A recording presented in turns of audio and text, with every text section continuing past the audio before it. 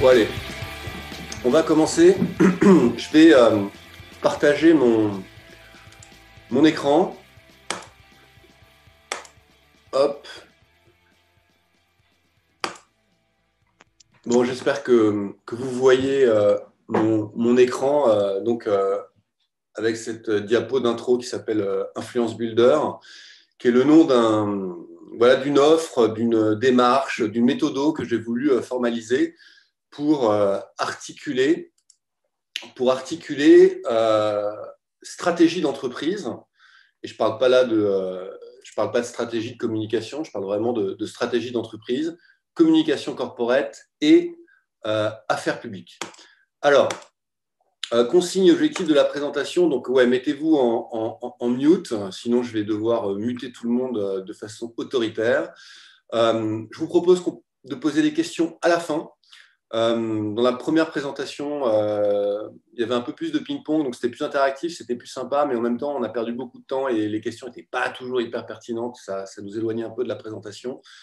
Comme je le disais, soyez indulgents parce que je ne maîtrise pas tout parfaitement et j'ai vraiment été surpris, et c'est une super bonne surprise, par le nombre de personnes qui sont inscrites. Je suis à plus de 230 inscrits, alors tout le monde ne vient pas, il y a des inscriptions doubles, il y a ma maman, il y a mes cousins, mes copains, etc. Mais quand même, 230 inscrits, c'est assez incroyable.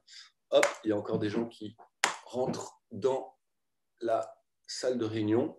Donc j'ai été vraiment agréablement surpris. L'objectif de cette presse, vous le savez, moi j'écris souvent, je fais des vidéos, je poste des éditos, j'essaie de mener une réflexion sur les métiers qui sont liés à la communication aux affaires publiques.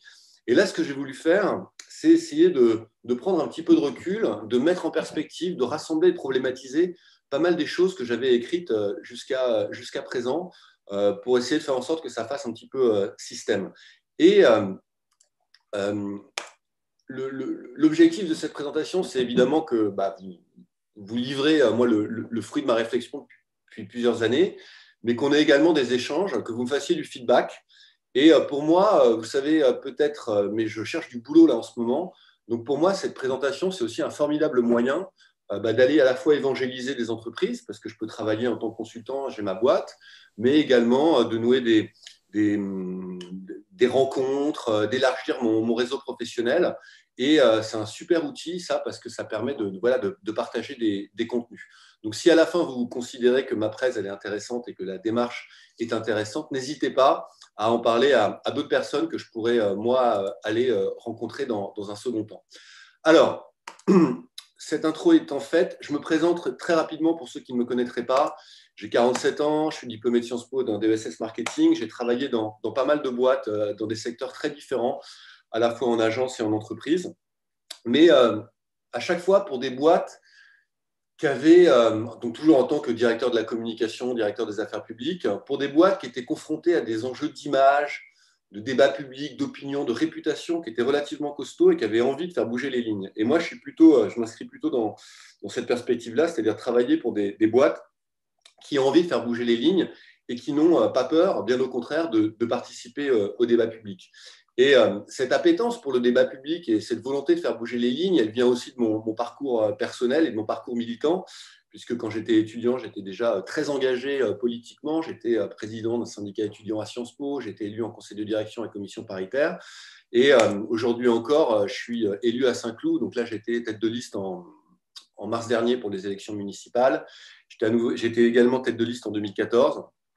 Alors, vous me direz, être de gauche à Saint-Cloud, c'est un peu mission suicide, et c'est vrai, mais c'est pas grave, puisque, comme le disait Sisyphe, la lutte elle-même vers les sommets suffit à remplir un cœur d'homme, et il faut imaginer Sisyphe heureux. Et donc là, j'ai à nouveau été élu.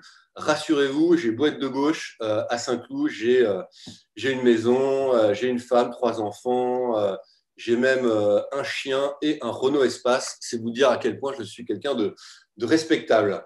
Sinon, à part ça, sur mon temps libre, beaucoup de sport, puisque je fais du triathlon format Ironman et j'ai participé à 9 Ironman jusqu'à présent, avec une année blanche malheureusement en 2020 en raison de la crise sanitaire.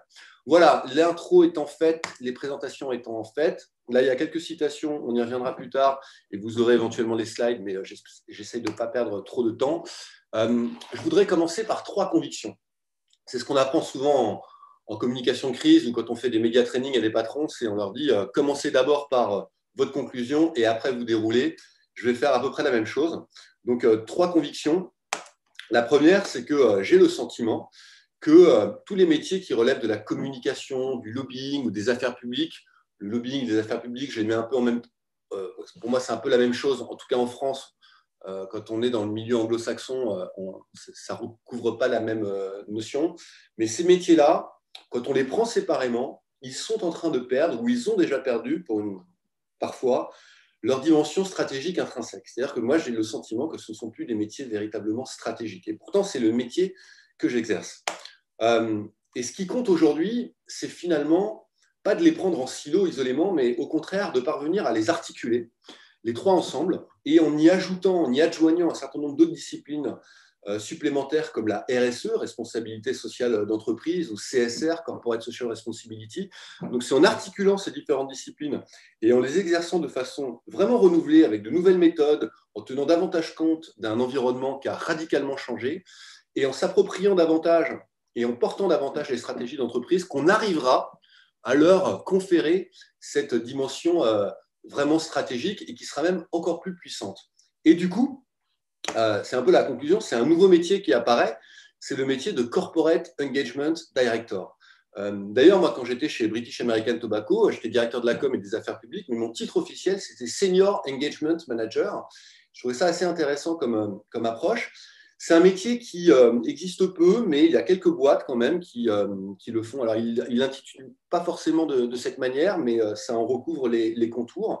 Et c'est vraiment un métier qui est à l'intersection de la com, corporate, des affaires publiques et de la RSE. Et finalement, son but, c'est d'imaginer et de déployer des stratégies d'influence. Donc, ça va au-delà de la simple communication ou du simple lobbying. On parle d'influence au sens large. Et c'est ça qui va permettre aux entreprises et à leurs dirigeants, grâce à leur participation au débat public, mais pas uniquement, ce n'est pas obligatoire, de revendiquer leur contribution à l'intérêt général, de faire progresser leur image, leur réputation, leur influence et finalement leur business, parce que nous, on est quand même là pour ça, on est là pour faire du business, on est dans un cadre professionnel. Alors, c'est quoi l'influence? Parce que c'est un peu le cœur du sujet. Là, la définition que je donne, elle est assez simple. Un pouvoir social et politique d'une personne ou d'un groupe qui permet d'agir sur le cours des événements. Je voudrais m'attarder juste sur le pouvoir social, c'est-à-dire que, contrairement à ce qu'on peut croire, l'influence, ce n'est pas uniquement le lobbying vers la technostructure, vers les élus, les décideurs, les institutionnels. C'est aussi un pouvoir social, c'est-à-dire qu'on doit avoir une vision beaucoup plus large de l'influence. L'influence, ça concerne la société. Et si on creuse un petit peu, on se rend compte que l'influence, c'est avant tout de la conviction. Il ne s'agit pas de contraindre, il s'agit de convaincre. Et c'est propager des idées, partager des idées dans un monde qui est un monde de plus en plus ouvert et où les idées circulent de plus en plus. Et donc, votre influence, elle va être directement liée à votre capacité à propager des idées et à les faire circuler et à faire en sorte que les gens se les approprient. Et donc, propager des idées, quelque part, c'est aussi définir une vision de l'intérêt général. Ça ne veut pas dire que vous, en tant qu'acteur économique, vous allez être l'incarnation de l'intérêt général ou que vous allez être le seul et unique détenteur de ce qu'est l'intérêt général, mais que, en tout cas, vous allez apporter votre vision de ce qu'est ou ce que peut être l'intérêt général. Donc finalement, quand on prend cette définition, on se rend compte qu'être influent, c'est faire de la politique. Et c'est vrai que c'est un terme qui fait parfois peur dans le monde de l'entreprise, la politique. Mais c'est ça l'influence. C'est avoir une démarche éminemment politique, pas au sens partisan du terme. Il ne s'agit pas de prendre parti pour la gauche, la droite, ou que sais-je encore. Mais c'est s'intéresser à la société dans laquelle notre activité est inscrite. Alors, à quoi ça sert de devenir influent? Premièrement, ça sert à transformer son environnement. En anglais, on dit shape the environment, parce que c'est important pour pouvoir défendre ses intérêts d'avoir un environnement qui soit propice, favorable au développement de votre activité économique. Et donc, ça vous permet de créer de l'impact, d'avoir de l'impact et de créer de la valeur.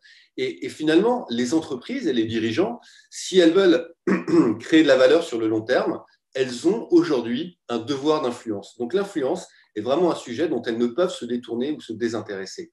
Alors, pour autant, c'est une notion qui est assez clivante, paradoxale. Hein. Quand on parle influence, souvent on a cette idée de manipulation, d'emprise, de chantage, etc. Je pense que ce n'est pas du tout le cas.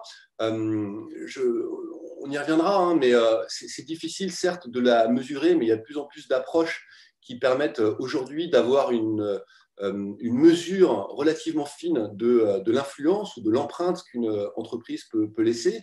On a parmi nous Olivier Falorni, qui est un des grands spécialistes de ces mesures de l'influence et de l'image.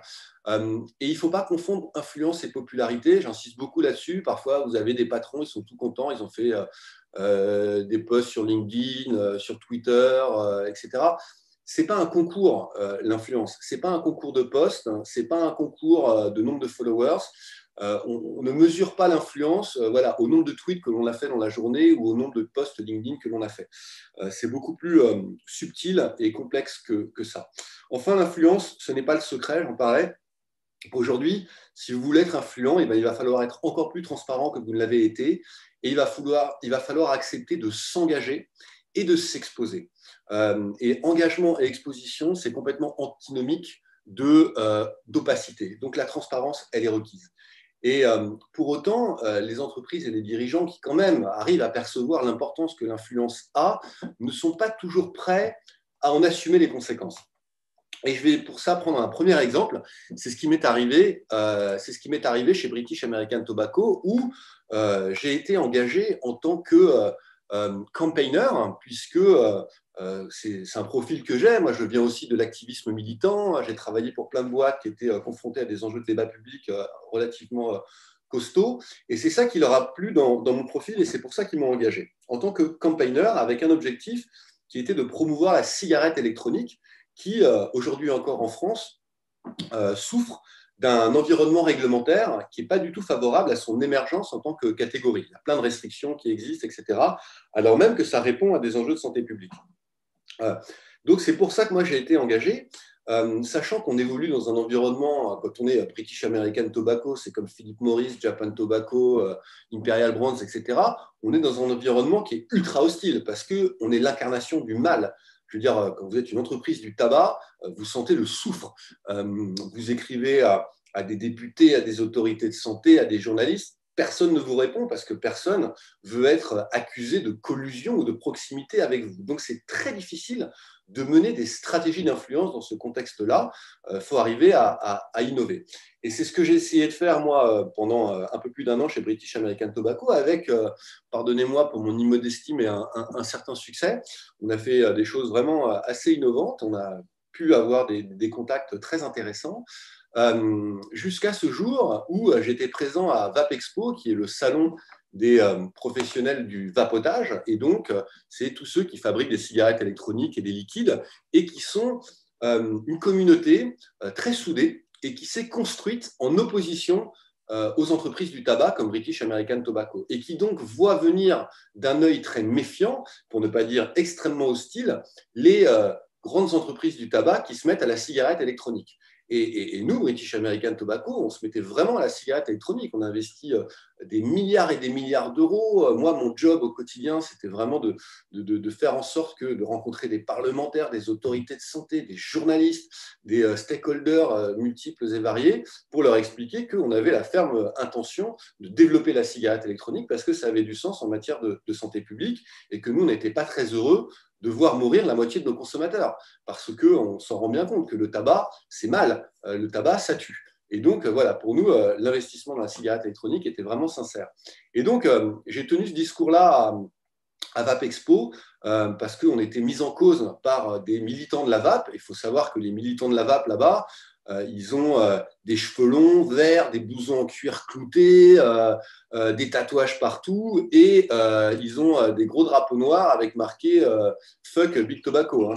Je caricature à peine. Et donc, on a été mis en cause lors d'une table ronde. Et donc, je suis intervenu pour défendre ma boîte. Cette intervention, qui était assez sharp, on va dire, en termes de posture et de contenu, a super bien fonctionné, au sens où il y a eu des articles de presse qui ont dit waouh, si c'est ça le nouveau visage de Big Tobacco, on a du souci à se faire. Il parle maintenant avec beaucoup de transparence. Big Tobacco rentre dans le game, machin. Les gens qui nous accusaient sont venus me voir. J'ai pu nouer des contacts avec eux. On s'est revus. Bref, il y a eu un véritable. Enfin, l'intervention est très bien passée. Et pour autant, ma boîte n'a pas adhéré à la manière dont j'avais pris la parole et à la posture que j'avais adoptée. Et donc, on a eu un véritable désaccord stratégique qui, concrètement, a conduit à mon licenciement. Donc, j'ai été viré de Big Tobacco. Alors, quels enseignements je tire de, à la fois, le succès de cette intervention et en même temps, le fait que mon entreprise ne l'a pas supporté et que je me suis fait virer? Eh ben, la première, c'est que moi, j'ai l'intime conviction qu'il faut que les entreprises fassent évoluer leurs moyens d'action, leurs outils, leurs supports, leurs contenus pour arriver à percer et à être à nouveau audibles.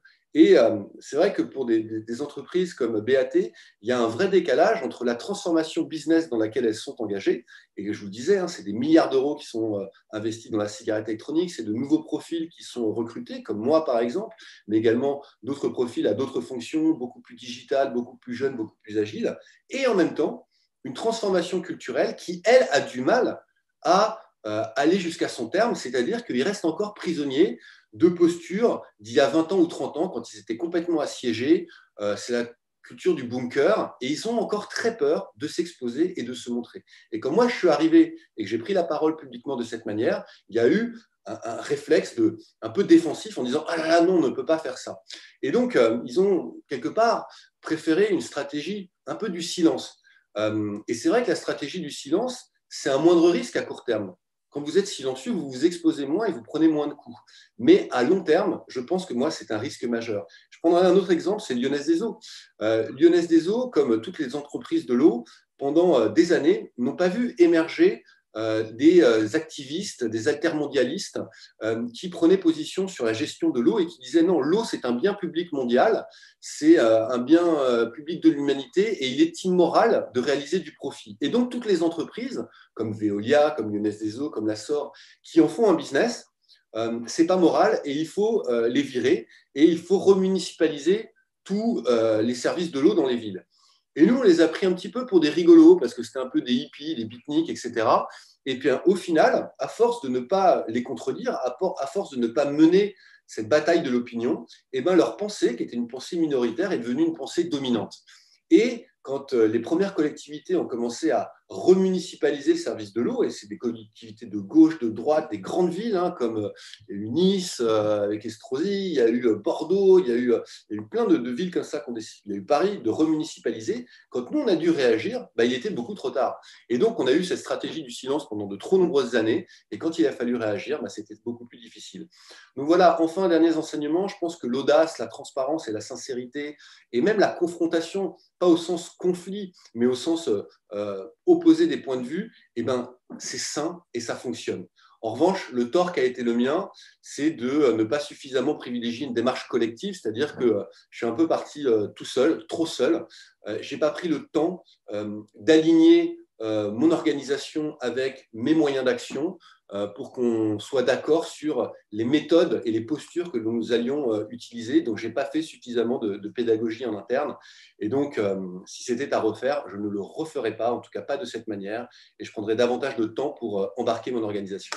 Alors, pourquoi c'est important de renouveler nos méthodes? C'est parce que l'écosystème dans lequel on évolue, en matière d'influence, d'image, de réputation, de com, il a considérablement évolué. Comment? Alors, la première chose à dire, c'est qu'on est passé d'une démocratie délibérative avec des institutions, des élus, des circuits de décision qui sont finalement assez précis, ouverts. On est passé de la démocratie délibérative à la démocratie d'opinion. Ça veut dire quoi? Bon, je ne détaille pas dans ce slide, mais quand je vous enverrai les slides écrits, ce sera beaucoup plus détaillé, mais voilà, il y a beaucoup plus d'informations, tout est transversal, c'est l'information en temps direct, multiplicité de parties prenantes, etc., etc. Et je vais juste insister là sur 3 thèmes. C'est celui de la désintermédiation, le premier, c'est-à-dire qu'aujourd'hui, tout est média et toute personne, tout groupe est en capacité de devenir un média. Un exemple que je vais donner ici, c'est celui du documentaire dont on a beaucoup entendu parler récemment, qui s'appelle sur le Covid. Là. Bon, vous voyez Hold up. Hold up. Hold Up, merci beaucoup. Donc, Hold Up. Hold Up, c'est un cas d'école absolument extraordinaire. Donc, un documentaire qui a été financé grâce à une plateforme de financement participatif. Ils avaient besoin de 80 000 euros, un truc comme ça, et ils ont levé plus de 900 000 euros. Ils ont été à 971% par rapport à leurs objectifs de financement. Donc, ils ont réussi, en utilisant les outils d'aujourd'hui, à avoir beaucoup d'argent pour financer la production. Et ils en sont, parce qu'ils ont mis juste en ligne sur des plateformes web, à plus de 6 millions de vues. Ça veut dire aujourd'hui que des mecs qui sortent de nulle part, qui ont des points de vue complètement loufoques, complètement complotistes, qui racontent n'importe quoi, sont capables, avec des moyens absolument dérisoires, de faire 6 millions de vues. Et donc, d'avoir accès à une part d'audience, à une part de voix qui est absolument phénoménale. Et ça, c'est juste incroyable. Et ça veut dire quoi? Ça veut dire que aussi, on a une forme d'égalisation des rapports de force entre les différentes parties prenantes du débat public. C'est-à-dire que n'importe qui peut avoir accès à une part d'audience énorme. Le moindre pardonnez-moi, mais abruti au fin fond de sa cave, s'il a une bonne connexion Internet, un contenu intéressant et une bonne maîtrise des réseaux sociaux, il peut acquérir cette place absolument considérable dans le débat public. Et d'ailleurs, quand vous voyez des débats, je ne sais pas, même à la télé, sur des médias traditionnels, sur BFM, CNews, que sais-je encore, vous avez besoin, c'est une mécanique, de confronter des points de vue. Et du coup, vous êtes amené à donner la parole à des gens qui ne représentent pas grand-chose par rapport à des experts qui sont établis et qui n'ont plus le monopole de la parole légitime. Mais pour autant, moi, dont je considère que leur parole a plus de poids parce qu'ils s'y connaissent que des activistes minoritaires. Mais ces activistes minoritaires, ils seront quand même en plateau et ils auront quand même la capacité de délivrer une parole. Et c'est vraiment l'équilibre de la terreur. C'est-à-dire que moi, je fais l'analogie avec la doctrine de dissuasion nucléaire française. Dans les années 50, 60, quand on a décidé de se doter de l'arme atomique, ce n'était pas pour rivaliser avec l'Union soviétique. L'Union soviétique avait beaucoup plus de têtes nucléaires que la France. Mais en ayant un petit nombre de têtes nucléaires, ça permettait à la France de dire à l'Union soviétique, OK, tu as la capacité de me détruire, moi la France, mais moi j'ai la capacité de détruire 3 de tes villes. Et donc finalement, le deal c'est le suivant. Si toi, l'Union soviétique, tu détruis la France, ça va te coûter 3 villes. Est-ce que tu es prêt à aller jusque-là? Et le fait que nous ayons cette arme atomique, ça nous a permis d'avoir une part de voix dans le concert des nations qui était beaucoup plus importante. C'est ce qu'on appelle la dissuasion du faible au fort. Et aujourd'hui, avec les outils informatiques qui existent, la dissuasion du faible au fort, elle arrive à son paroxysme. Surtout quand vous êtes une entreprise avec une marque très forte. Plus votre marque est forte, plus elle est connue, plus vous êtes une cible pour des activistes minoritaires. Donc, il faut en tenir compte. Enfin, la transparence, bon, bah voilà, hein, qu'on s'en félicite ou qu'on le déplore, la transparence, aujourd'hui, on est condamné à la transparence. Moi, je trouve que c'est plutôt une bonne chose. Ça va plutôt ça s'inscrit dans un sens de progrès, même s'il y a des abus, mais en tout cas, elle est incontournable. Donc voilà, passage de la démocratie délibérative à la démocratie d'opinion. Là, c'est une petite conclusion que j'ai faite, hein, mais voilà, le temps s'accélère et autant avant, on pouvait parler à tout le monde, aujourd'hui, on doit vraiment interagir avec chacun dans un environnement qui est de plus en plus liquide, mouvant et bruyant. Conséquences pour les entreprises. Eh ben, bon, là, pareil, je n'ai pas détaillé la slide, j'ai juste mis un certain nombre de points, mais on a le sentiment qu'on vit dans une situation de crise permanente. Et vous, je ne sais pas, vous bossez dans des entreprises, vous savez, ah, j'ai une crise, ah, c'est la crise, ah, il y a l'impression qu'on est en situation de crise permanente. Deuxièmement, ça, c'est hyper important comme idée, on est passé de la corporate social responsibility à la corporate social accountability. Il y a encore 20 ans, quand vous aviez des politiques en matière de CSR qui étaient vachement bien, hyper sur l'inclusion, sur l'environnement, sur le social, la gouvernance, etc., on disait, waouh, super, cette boîte, elle fait beaucoup, et ça permettait à l'entreprise de marquer des points et de faire la différence par rapport à d'autres. Okay. Aujourd'hui, je pense que ce n'est plus le cas. Et que ça ne veut pas dire qu'il ne faut pas faire de CSR. Bien au contraire, c'est fondamental. Mais autant la CSR, avant, elle permettait de marquer des points et créer de la préférence, de créer de la différence. Aujourd'hui, ça ne suffit plus parce qu'on est passé de la corporate social responsibility à la corporate social accountability. Ça veut dire qu'aujourd'hui, tout ce que vous faites en CSR, ce n'est pas pour marquer des points, mais c'est parce que c'est le minimum requis pour pouvoir opérer. C'est le license to operate. Et donc, c'est plus du nice to have, c'est du must have. Donc, vous êtes condamné à être exemplaire en matière de CSR, non pas pour faire la différence par rapport à d'autres, mais pour éviter de vous prendre une grosse bastos et de vous faire attaquer. Voilà, c'est obligé. Mais ça ne veut pas dire qu'il ne faut pas le faire, bien au contraire, mais ça ne suffit plus. Deuxièmement, on est dans une communication, dans une communication qui est beaucoup moins affirmative et beaucoup plus interactive. Je le disais sur la slide précédente, on doit interagir avec chacun. Et ça, dans toutes les grosses boîtes, et notamment dans les filiales françaises, par exemple, de boîtes internationales, américaines, anglaises, que sais-je encore, c'est assez difficile parce qu'on y a, dans ces grosses entreprises, une culture du statement. C'est-à-dire qu'on est... ceux qui moi je l'ai vécu, hein, vous voulez rencontrer des journalistes, des politiques, etc. Et ben vous devez rester dans un cadre qui vous est dicté par le global. Et finalement, ne serait-ce qu'envoyer un simple communiqué de presse, souvent c'est le global qui vous le donne et ils disent voilà, tu diffuses le communiqué de presse. Et ce communiqué de presse, c'est juste un statement. Or, dans les pays de culture latine comme les nôtres, on va au-delà en général. Et on ne veut pas être dans le statement, on veut être dans la conversation, on veut être dans l'interaction. On veut parler avec les gens. Et à partir du moment où on est dans l'interaction et dans la conversation, où on va rencontrer des gens, notamment des journalistes, on ne se contente pas de leur balancer un statement, et ben, de la rencontre vont naître des échanges, et donc du challenge, et donc des questions. Il faudra donner des réponses. Et on est là dans une sorte une part d'incertitude, et donc les risques sont accrus, et les entreprises ne l'acceptent pas toujours, c'est assez difficile à gérer. Autre point sur lequel je veux insister, c'est l'importance de l'interne dans les stratégies d'influence. L'interne, on le dit, hein, les collaborateurs, ambassadeurs de l'entreprise, important de les mobiliser, qu'ils adhèrent. Il n'y a pas de transformation sans eux, mais ça peut être une tautologie, mais il faut le rappeler, l'interne est et restera votre premier cercle d'influence. Et en plus, il y a de plus en plus de porosité entre la com interne, la com externe, ce qu'on entend de vous sur les entreprises. Et souvent, il y a une tendance à l'infantilisation des collaborateurs, où on leur envoie beaucoup de com corporate, un peu en mode corporate bullshit. Je pense que c'est ravageur et qu'il faut les prendre comme des adultes et essayer de faire en anglais, on parle d'empowerment de l'interne et vraiment en faire des alliés. C'est malheureusement pas toujours le cas et du coup, l'interne se méfie du corporate.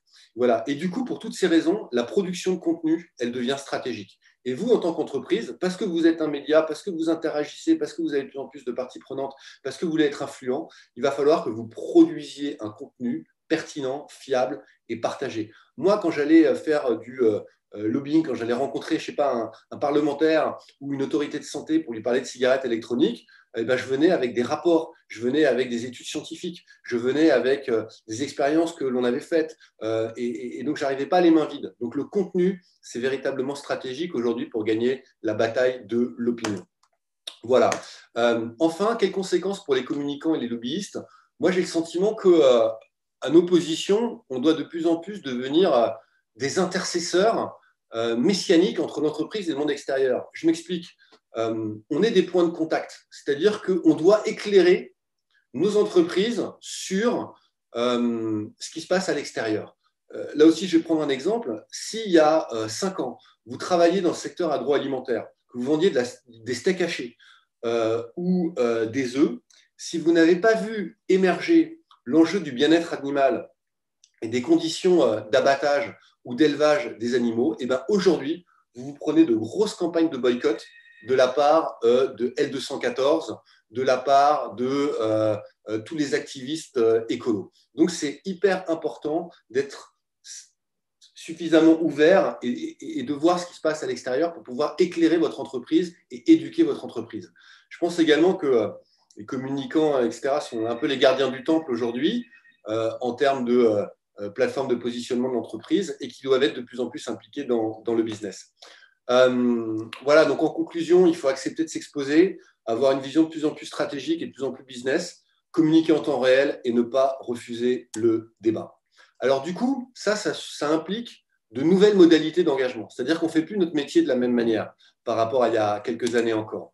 Je vais prendre là aussi un exemple. C'est comment les ZEP ont sauvé Sciences Po. Moi, début 2000, je suis recruté par Richard Descoings, directeur de Sciences Po, pour devenir DIRCOM de l'établissement. Parce qu'il voulait faire bouger l'établissement et il avait besoin de gens comme moi. Et on a fait plein de réformes. On a fait plein de réformes super intéressantes. On est passé de 3 ans à 5 ans en termes de scolarité, l'ouverture internationale, etc., etc. Et toutes ces réformes, en fait, les gens n'en ont pas pris conscience.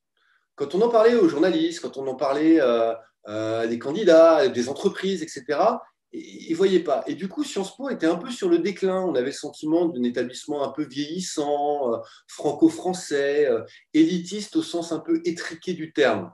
Et malgré toutes les réformes super intéressantes que l'on avait faites, on n'arrivait pas à percer. Et après, on a lancé une autre réforme. On ne l'a pas fait pour ça, mais on a lancé une autre réforme qui était les conventions éducation prioritaire pour créer une nouvelle voie de sélection à Sciences Po afin de recruter à Sciences Po des gamins qui venaient de ZEP et qui étaient lycéens dans des ZEP, zones d'éducation prioritaire.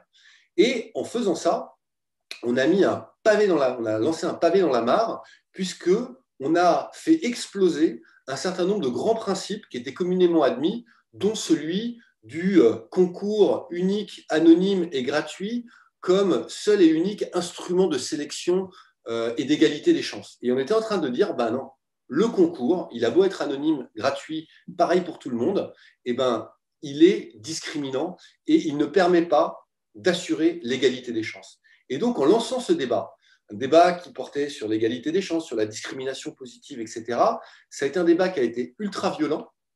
Je ne sais pas si vous vous souvenez, mais à l'époque, et puis qui a été international. Moi, je faisais des interviews avec le Asahi Shimbun au Japon, c'est 3 millions d'exemplaires quotidiens, avec le New York Times, avec le Guardian, le Repubblica, El País. Enfin, on a fait toute la presse française également, on a fait les 20 heures, toutes les matinales. Ça a été costaud.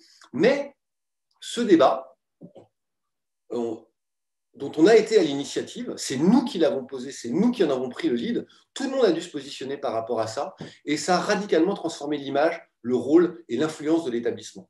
Parce que, et c'est ça qui a été intéressant, finalement, moi, mon job en tant que DIRCOM, ça a été quoi? À la fois que le débat se déroule bien et qu'on puisse arriver à convaincre quant à cette réforme, mais ça a également été de profiter de tout l'effet de loupe qu'il y a eu, c'est-à-dire de toute cette focalisation extrêmement intense des médias sur Sciences Po pour faire passer tous les messages que nous n'arrivions pas à faire passer jusqu'à présent.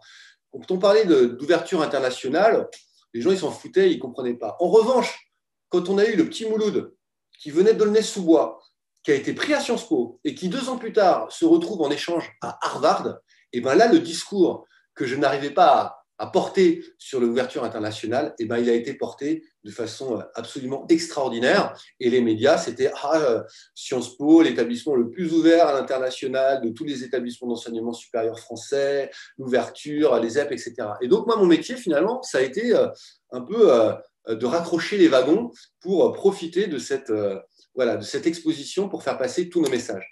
Les enseignements que j'en tire, c'est que voilà, quand vous prenez le lead, quand vous décidez d'engager un débat public qui relève de l'intérêt général, ça peut être l'instrument à la fois le plus puissant et le moins onéreux qui puisse exister en matière de com et d'influence. Parce que là, ça ne coûte rien.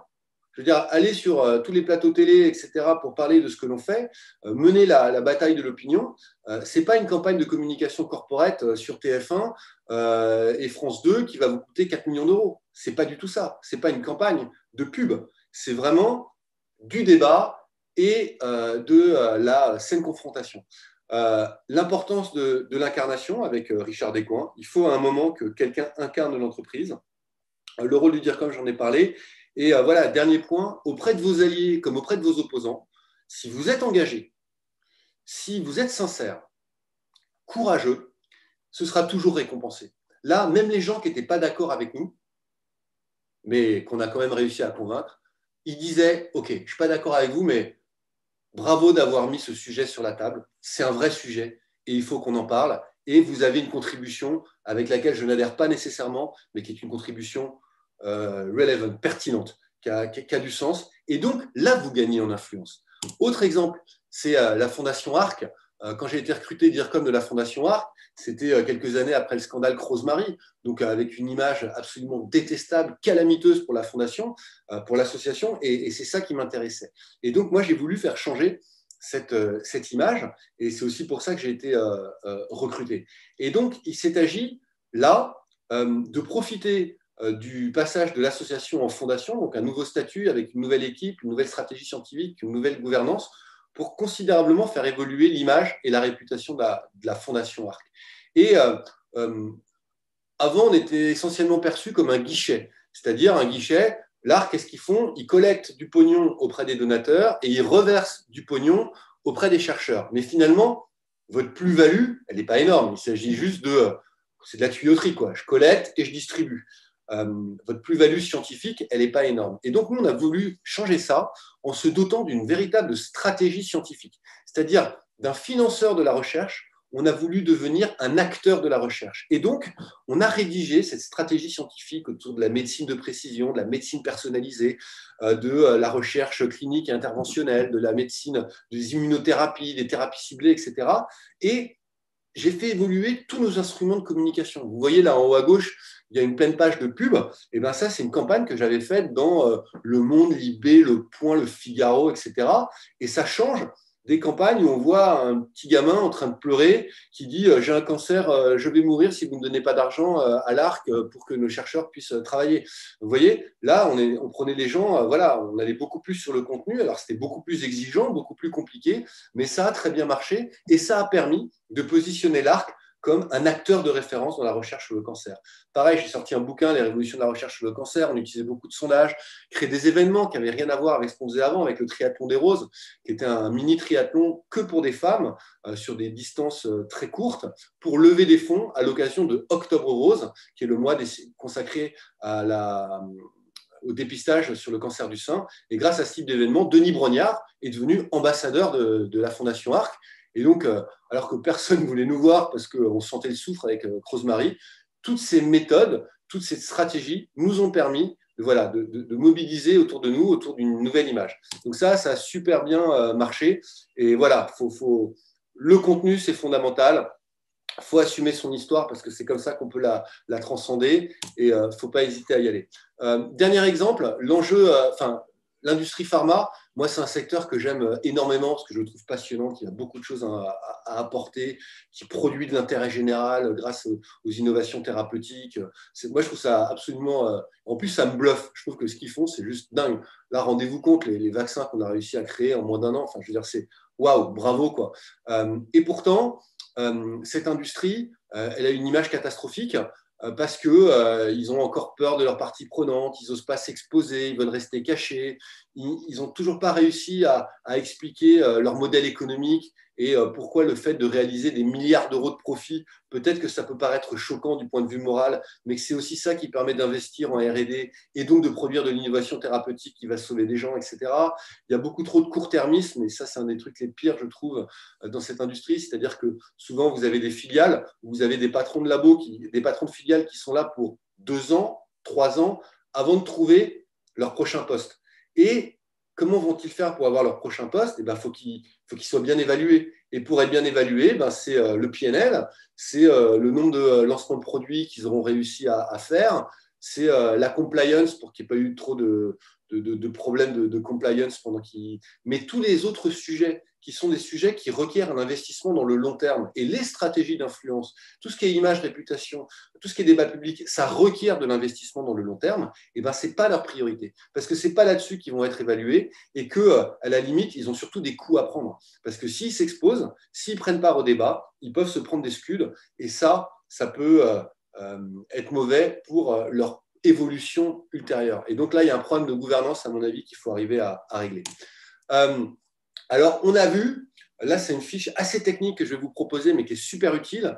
Il y a des caractéristiques, quelles sont les 6 caractéristiques qu'un bon sujet de débat public doit avoir, comporter, si on veut pouvoir arrimer sa stratégie d'influence à ce sujet de débat public. Sachant que le débat public n'est pas le seul et unique moyen d'être influent. Je dis juste que c'est un moyen qui est super puissant et super utile. Alors, il y a 6 caractéristiques. La première, c'est que votre débat, donc si vous décidez, vous êtes en position de responsabilité, vous êtes DIRCOM, directeur des affaires publiques, ou vous êtes en agence et que vous voulez proposer à un client une stratégie, si vous lui dites, voilà, je pense qu'il faut que vous preniez davantage part au débat public, les 6 caractéristiques, quelles sont-elles? C'est il faut que ce débat, il soit un peu clivant. Un peu clivant, c'est-à-dire qu'il doit interpeller, il doit avoir un potentiel médiatique, voire susciter la polémique un petit peu, parce que sinon, il va passer complètement en dessous des radars et vous ne générerez pas de débat. Donc, il doit être clivant.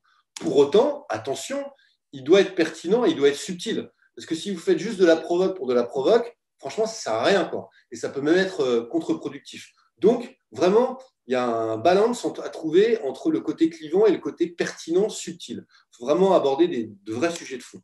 Troisièmement, il doit être précis et ciselé. J'entends par là que s'il est trop vaste, c'est un sujet tarte à la crème et il n'intéressera personne. Voilà, si vous êtes un labo et que vous dites que mon sujet de débat public, c'est sauver les gens, bon, ok, d'accord, c'est sympathique. En revanche, si vous êtes un labo et que vous dites, moi, mon sujet, c'est de permettre aux malades d'avoir accès à l'innovation thérapeutique, quel que soit le prix de ces innovations, là, on est un peu plus en ligne. Il ne faut pas non plus qu'il soit trop pointu, parce que sinon, ça devient un sujet d'expert et il n'aura pas le potentiel médiatique nécessaire. Quatrièmement, il doit relever de l'intérêt général, ça on l'a vu, hein, mais si vous voulez avoir du drive et de l'impact et mener des campagnes d'opinion, il faut que ça relève de l'intérêt général. Cinquièmement, il doit être singulier, c'est-à-dire que c'est vous qui le portez, c'est votre entreprise. Vous ne prenez pas la parole pour votre profession, vous ne prenez pas la parole pour... vous n'êtes pas un syndicat professionnel, vous êtes une entreprise. Donc il faut que ce sujet il soit associé à vous en tant qu'entreprise. Si vous êtes une entreprise et que vous vous engagez sur la cause des femmes, je ne sais pas, L'Oréal par exemple, ils font plein de trucs sur les femmes, ils sont exemplaires sur les femmes chercheurs, etc. Et bien ce qu'il faut, c'est que quand il y a un journaliste ou quand il y a un homme politique qui veut faire un truc lié aux femmes en entreprise, et ben, il faut qu'ils se disent « Ah ouais, je vais interroger L'Oréal parce que c'est eux qui sont plus en pointe. » Donc il faut qu'il soit singulier. Et enfin, il doit être en ligne avec votre business. Il faut que le sujet que vous portez, il soit en ligne avec votre business parce que vous êtes quand même là pour faire du business. Là, je vais donner juste un exemple pour les cigarettes électroniques. Moi, j'ai bien vu que alors, la cigarette électronique, c'est génial, c'est 99% de substances toxiques en moins que la cigarette classique. Donc, en termes de santé publique, ça a vachement de sens. Mais on n'a pas réussi à prouver que c'était complètement inoffensif. Et donc, les autorités de santé, qui restent traumatisées par le sang contaminé, le Mediator, ils restent traumatisés par le principe de précaution. Et donc, le principe de précaution, c'est l'horizon indépassable. Et tant qu'on n'aura pas réussi à prouver que la cigarette électronique est complètement inoffensive, jamais ils en favoriseront l'usage. Et donc, moi, j'ai bien vu que là, il y avait un truc à craquer. Mais le principe de précaution, il est trop fort. J'ai vu aussi que jamais j'arriverai à dézinguer le principe de précaution. Et donc, j'ai procédé autrement et je me suis dit, bah, le principe de précaution, je vais le retourner et je vais au contraire m'en prévaloir. Et je vais dire aux autorités, regardez, vous voyez ce paquet de cigarettes? Eh bien, ce paquet de cigarettes, c'est 70 000 morts par an. C'est sûr, c'est documenté. La cigarette provoque 70 000 morts par an en France chaque année. Vous voyez cette cigarette électronique à côté? Je ne peux pas vous dire que c'est complètement inoffensif, mais potentiellement, c'est 70 000 vies sauvées. Potentiellement. Donc, au nom du principe de précaution, vous ne devez pas empêcher la cigarette électronique d'émerger. Au contraire, au nom du principe de précaution, vous devez nous aider à accompagner des fumeurs vers le vapotage. Bah, honnêtement, ça marchait super bien et j'ai eu de très, très bons résultats.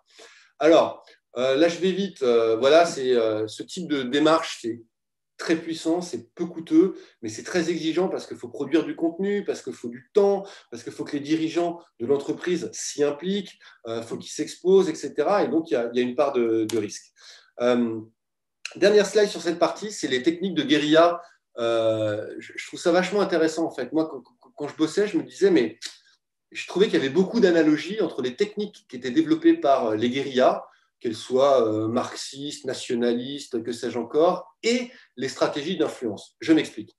Quand vous êtes un guérillero ou quand vous êtes en charge d'une stratégie d'influence au sein d'une entreprise, eh ben, il vous faut d'abord et avant tout une cause et une idéologie. Et il va falloir que vous y croyiez, que vous la défendiez. Si vous êtes dans les produits phytosanitaires, eh ben, votre cause, c'est de dire que les produits phytosanitaires, ça permet de protéger la santé des plantes et d'améliorer les rendements agricoles pour nourrir l'humanité. Là, vous avez une cause, une idéologie autour de laquelle fédérer et autour de laquelle prendre la parole. Deux, vous avez besoin d'avoir le support de la population et de l'opinion publique. C'est gagner les cœurs et les esprits. Les guérilleros, s'ils arrivaient à tenir, c'est parce qu'ils étaient planqués et parce qu'ils étaient nourris par la population. Et bien vous ne devez pas circonscrire votre action en tant qu'influenceur à la technostructure, aux politiques, aux experts, aux institutionnels. Non, vous devez aussi aller vers l'opinion. C'est la fameuse phrase de Gramsci que j'ai mis en introduction. Il faut mener la bataille culturelle pour gagner la bataille politique. La bataille politique, c'est quoi? C'est obtenir une loi qui vous soit favorable, mais pour arriver à l'obtenir, cette loi, si vous n'avez pas au préalable travaillé l'opinion publique, c'est-à-dire que si vous n'avez pas le support de l'opinion et si vous n'avez pas l'opinion qui fait pression pour que la loi que vous espérez soit votée et pour que le parlementaire il se dise « Ah ouais, mais l'opinion la veut, donc j'ai intérêt à la voter », eh ben, vous risquez l'échec. Donc, il ne faut jamais négliger l'importance de l'opinion publique et de la population et il faut les travailler. Troisièmement, il faut que vous soyez armés. Alors nous, nos armes, ce n'est pas des kalachnikovs parce qu'on est pacifiste, mais nos armes, c'est les contenus et c'est d'être un média. Aujourd'hui, toute entreprise dispose d'un site web, de réseaux sociaux. Elle a des alliés qu'elle peut alimenter avec des contenus. Donc, voilà, vous devez devenir un média. Quatrièmement, il faut jouer de l'effet de surprise, du harcèlement permanent, il y a d'avoir le don d'ubiquité. Et ça, c'est une attitude qui est radicalement différente, nouvelle pour les entreprises. Les guérilleros, ils étaient agiles. Ils pouvaient frapper à tout moment et n'importe où. Nous, les entreprises, si quand on est mis en cause par une assoce, par un article de presse ou par un amendement législatif et qu'on doit attendre 3 semaines, 1 mois avant d'avoir des guidance qui viennent du global, eh ben on est mort. Donc, il faut qu'on arrive à être beaucoup plus agile et réactif. Et enfin, il faut qu'on soit patient et qu'on inscrive notre action dans le long terme. Voilà, la guérilla, c'est un marathon, ce n'est pas une blitzkrieg. Donc, il faut être résilient et il faut faire preuve de patience. Voilà, donc de tout cela, moi j'ai proposé, et je vais aller très vite parce que je suis en retard, une approche méthodologique qui est hyper simple, très classique, qui n'a vraiment rien d'innovant et de révolutionnaire, mais qui est efficace. C'est d'abord faire une analyse prospective de votre environnement. Et j'insiste sur le terme analyse prospective, c'est-à-dire c'est quoi les enjeux réglementaires, les enjeux médiatiques, quels sont les sujets qui sont en train d'émerger, quels sont les activistes, quelles sont mes parties prenantes, à la fois mes parties prenantes actuelles, mais les parties prenantes qui sont en train d'émerger, quels sont les sujets émergents également. Donc voilà, analyse très prospective de votre environnement. 2, quels sont mes objectifs en tant qu'entreprise, et ça, je parle d'objectifs hyper business, quoi. Est-ce que mon objectif, c'est d'étendre ma part de marché ou de remonter en termes de valeur, de faire du volume, de fermer des usines, d'en ouvrir. Voilà, c'est quoi mes objectifs business? Troisièmement, quelle est ma plateforme de positionnement? C'est hyper important. Je n'ai pas eu le temps de le détailler, mais je pourrais le faire en one-one avec ceux que ça intéresse. Et après, quelle va être ma stratégie, ma posture d'engagement? Quels vont être mes messages clés? Quels vont être, voilà, là on est vraiment dans le contenu et dans l'élaboration de la stratégie d'engagement et d'influence à proprement parler. Et enfin, cinquièmement, le plan d'action et l'exécution. Voilà, je l'ai un peu détaillé après, vous pourrez le regarder dans les slides pour ceux que ça intéresse et qui me les demanderont. Là, je vais vite. Petite conclusion, parce que vous en avez marre, faut être patient. Si vous voulez vous engager dans ce type de métier ou dans ce type de stratégie, il faut vraiment être patient. Le métier de Corporate Engagement Manager, ça reste un métier en devenir. Il n'est pas encore évident pour beaucoup d'organisations et encore des DRH, des recruteurs, des patrons qui ne savent pas de quoi on parle. Deuxièmement, quelles sont les qualités requises? Moi, je pense qu'il faut savoir articuler vision stratégique long terme et engagement opérationnel. Il faut savoir faire les deux. Une solide culture générale et puis voilà, un peu de courage et de sincérité. Et je pense que l'expertise, elle est secondaire parce qu'en général, dans ces métiers-là, on a des experts à nos côtés. On a des gens qui sont beaucoup plus pointus. Je sais pas, moi, je vais avoir… et ces experts, ils peuvent être internes ou externes. Mais moi, quand j'étais, je sais pas, au lobbying, les affaires publiques de BAT, j'avais des agences ultra spécialisées, j'avais des cabinets d'avocats, j'avais des collaborateurs qui allaient être beaucoup plus pointus que moi sur certains sujets. Mais moi, j'avais la vision globale et stratégique. Troisièmement, faut y aller mollo, c'est-à-dire que step by step, faut pas vouloir renverser la table, faut gérer sa frustration. Il faut rassurer les entreprises et leur expliquer comment ça fonctionne. Sinon, il y a un risque de rupture, donc il faut vraiment être très smooth dans votre démarche. Quatrièmement, comme je le disais, l'influence, ça coûte pas cher. Toutes les entreprises, quelle que soit leur taille ou leur secteur d'activité, peuvent y avoir recours. Cinquièmement, choisissez une entreprise ou un patron ou une patronne qui ont vraiment envie de s'engager là-dedans. S'il n'y a pas du drive depuis le top de la hiérarchie, ça ne marchera pas. Et pourquoi ? Parce que ce n'est pas qu'une nouvelle façon de communiquer, c'est aussi c'est une stratégie d'entreprise, un projet collectif dans son ensemble, et ça doit mobiliser l'ensemble du corps social de l'entreprise. Voilà, j'ai fini avec la présentation en tant que telle. Vous aurez en plus un certain nombre de contenus et de méthodos. Là, j'explique ce que c'est qu'une plateforme de positionnement. J'explique à quoi sert la communication corporate, les éléments constitutifs d'une marque. Là, un truc que j'aime beaucoup, c'est 6 convictions pour des stratégies d'engagement sincères et impactantes. Et je les détaille ici. Vous verrez, c'est un peu rentre-dedans, mais moi, je pense que c'est très vrai. Là, c'est certaines des publications que j'ai faites récemment. N'hésitez pas à regarder. Vous apprendrez des trucs si vous n'êtes pas déjà expert.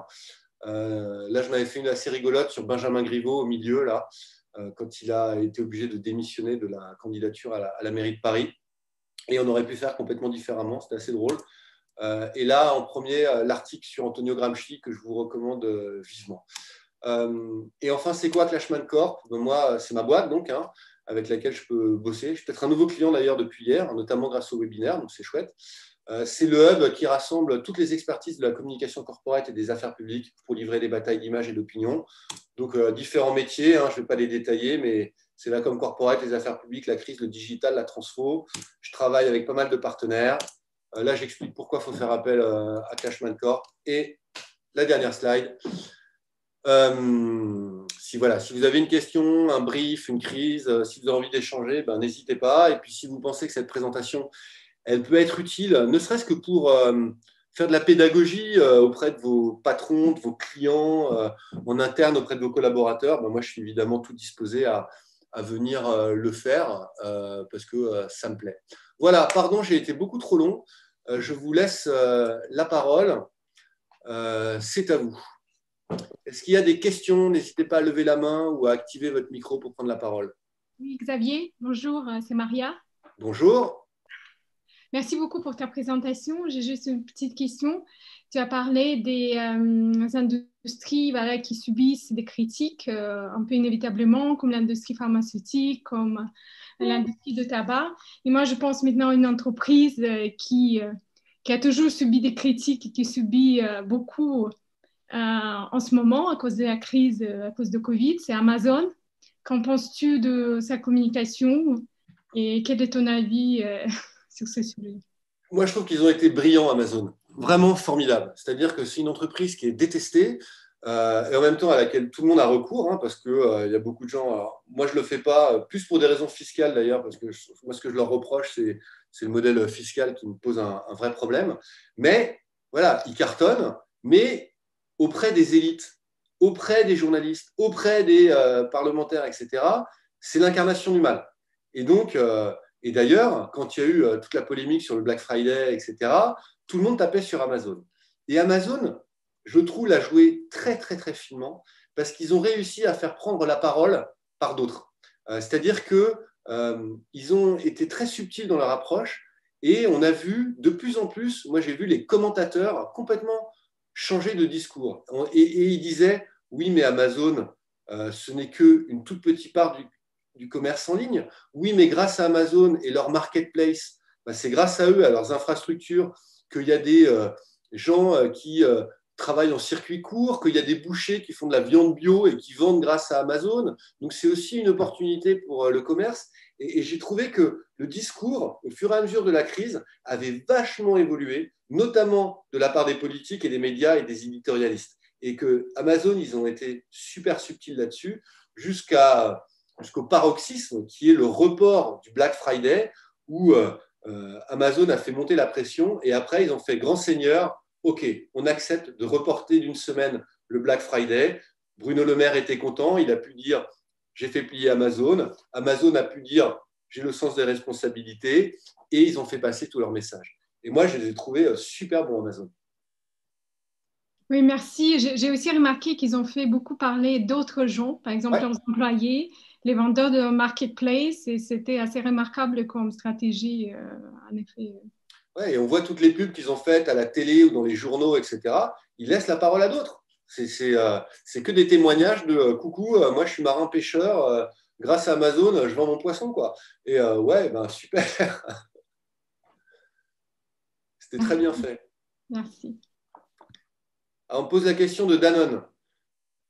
Laurent Voyer a parlé de Danone. Ça, Danone, ouais, c'était super intéressant. Danone, donc, a annoncé, alors, l'année dernière, ou il y a 2 ans, ils annoncent qu'ils changent de statut pour devenir une entreprise à mission après la loi Pacte. Ils disent, Emmanuel Faber, qui est quand même le patron social par excellence, qui a fait pleurer tout le monde après son discours à HEC, etc. Et là, boum, il y a une semaine, 15 jours, ils annoncent qu'ils vont virer je ne sais pas combien de personnes et qu'ils se réorganisent et que oui, ils le font parce que leur cours de bourse a trop dévissé. Là, on est pris, moi je ne dirais pas nécessairement en contradiction parce que c'est plus compliqué que ça.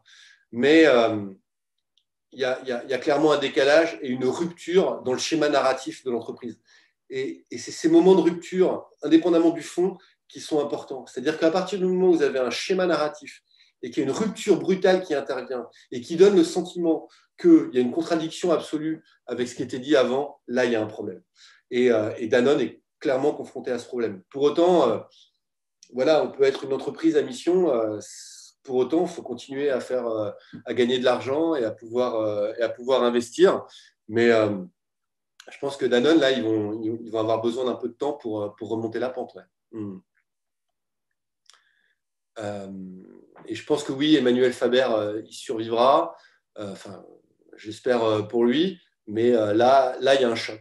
Mais les chocs, on les surpasse aussi rapidement. Regardez, il y a eu un autre choc au printemps quand Sanofi a annoncé, quand Paul Hudson, le patron, le CEO monde de Sanofi, disait ouais, nos doses iront en priorité aux États-Unis parce qu'ils ont payé avant. Je ne sais pas si vous vous souvenez de l'effet de blast que ça a eu et comment toute la classe politique lui est tombée dessus et la classe médiatique. Donc on s'est dit, ils ne s'en remettront jamais. Et puis finalement, ils sont revenus à la charge, ils ont expliqué. Et moi, je trouve que c'était vachement malin parce qu'ils ont permis à la France de prendre conscience de ses insuffisances en matière d'accès aux médicaments, qu'on n'investissait peut-être pas suffisamment dans nos industries pharma. Et après, il y a le le General Manager France, Olivier Bogilot, qui a repris la parole, qui a été sur tous les plateaux télé. Il est super bon. Moi, je trouve que Sanofi... ils ont vraiment marqué des points au cours de cette crise et ça a sans doute été un des labos qu'on a le plus vu, le plus entendu, le plus courageux et qui a le mieux permis de comprendre les enjeux du secteur et la prise de position très dure de Paul Hudson au printemps où on s'est dit waouh, ils sont complètement malades, et ben ça a eu un effet, moi je trouve, ça a déclenché quelque chose, ça a déclenché le débat et grâce à ça, ils ont ouvert une porte et ils ont pu faire passer énormément d'idées et finalement, ils ont obtenu plein de trucs, quoi, parce que le projet de loi de financement de la sécurité sociale, il y a plus d'argent. L'ONDAM, qui est l'objectif national des dépenses de l'assurance maladie, a progressé beaucoup plus qu'auparavant. Enfin, je trouve qu'au bout du bout, ils ont bien géré le truc.